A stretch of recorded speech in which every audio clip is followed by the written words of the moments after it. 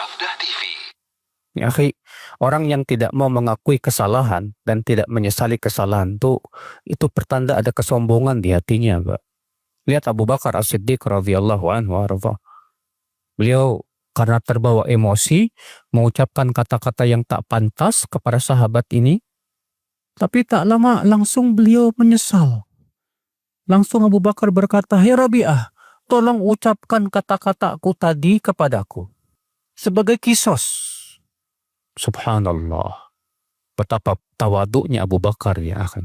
Abu Bakar tidak merasa dirinya, aku ini sudah berjasa dalam Islam. Aku ini sudah banyak membantu Rasulullah. Gak ada Abu Bakar begitu, Pak.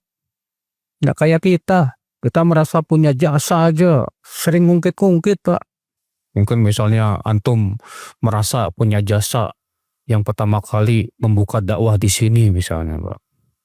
Kalau antum mengungkit-ungkit dan berkata, saya yang pertama kali buka dakwah di sini. Wah, hati-hati, Pak. Merasa punya jasa, lalu mungkit jasa. Batal, Pak, amalnya. Karena mengungkit-ungkit kebaikan itu membatalkan amal, saudaraku. Lihat Abu Bakar. Padahal Abu Bakar jasanya luar biasa. Abu Bakar yang disebutkan dalam Al-Quran. Dan surat At-Taubah. Di mana Allah subhanahu wa ta'ala menyebutkan, ya, bahwa Abu Bakar itu telah membela Rasulullah SAW. Akal Islam, saudaraku seiman. Bahkan Rasulullah bersabda, "Ma nafa'ani malun, ma nafa'ani malu Abu Bakrin." Tidak ada harta yang paling bermanfaat untukku dari hartanya Abu Bakar. Tapi apakah Abu Bakar, ya, merasa dirinya punya jasa? Tidak. Abadan tidak.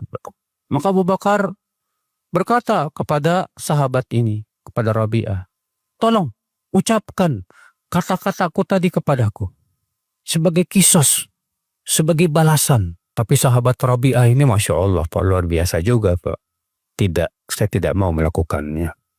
Masya Allah. Rabi'ah tidak terpancing emosi, Pak. Padahal Abu Bakar mengucapkan kata-kata yang menyinggung hati, yang menyakiti hati. Lalu Abu Bakar langsung sadar dan minta supaya kata-kata yang menyinggung itu diucapkan kepada Abu Bakar.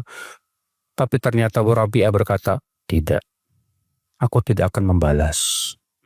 Masya Allah. Demikian, Pak. Seharusnya kita, Pak, ketika ada orang yang mencaci maki kita, ngata-ngatain kita yang gak enak, gak usah kita balas, Pak. Gak usah kita balas. Apa manfaatnya? Karena kalau kita balas, sebagaimana sudah pernah kita jelaskan, seringkali nggak adil.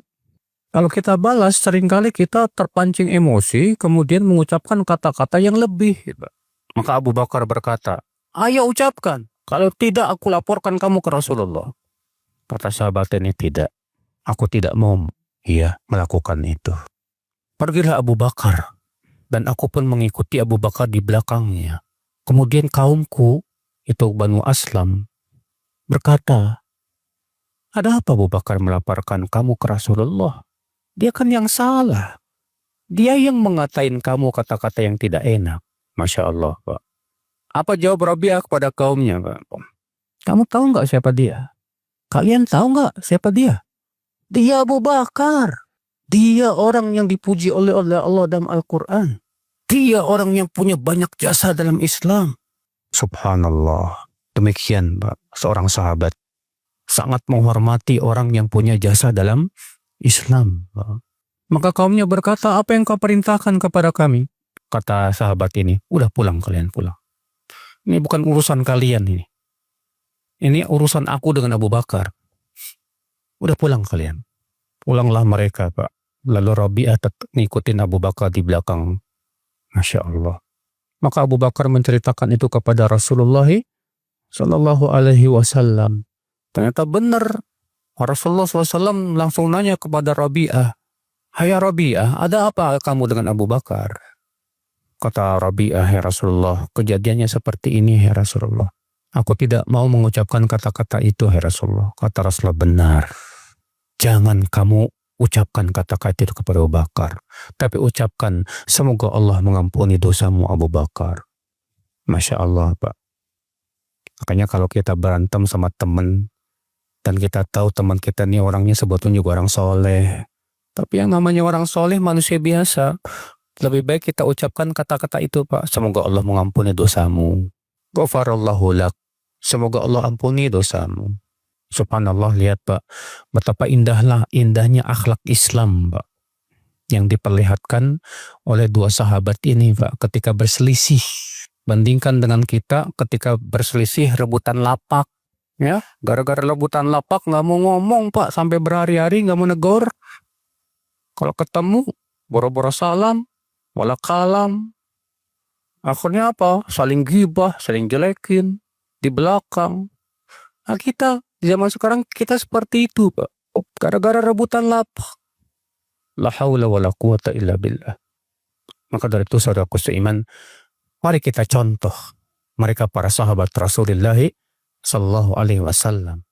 Kita yang mengaku sebagai salafi, pengikut manhaj salaf, berusahalah kita untuk mengikuti akhlakus salaf.